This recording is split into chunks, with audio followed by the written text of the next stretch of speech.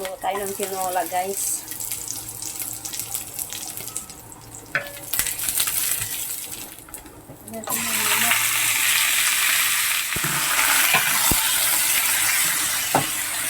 So, nagtitinola, guys. Nilalagyan ko siya ng bagoong para matanggal yung lasa.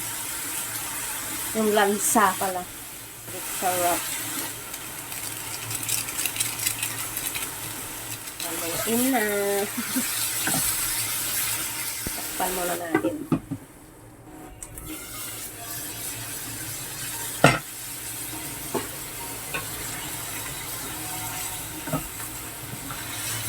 Lagyan natin ng tubig para lumambot.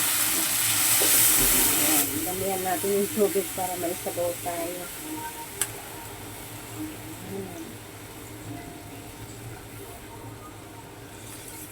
Ayan. Bago natin lagay yung yung sayote. Kumulo na. Malambot lang ito, madali lang maluto kasi buto lang. Lagay natin yung sayote. Yan, pakuluan natin konti. Natin asin.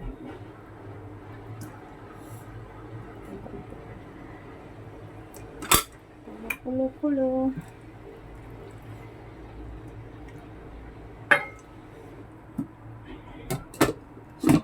So, luto na to, guys. Ang taba.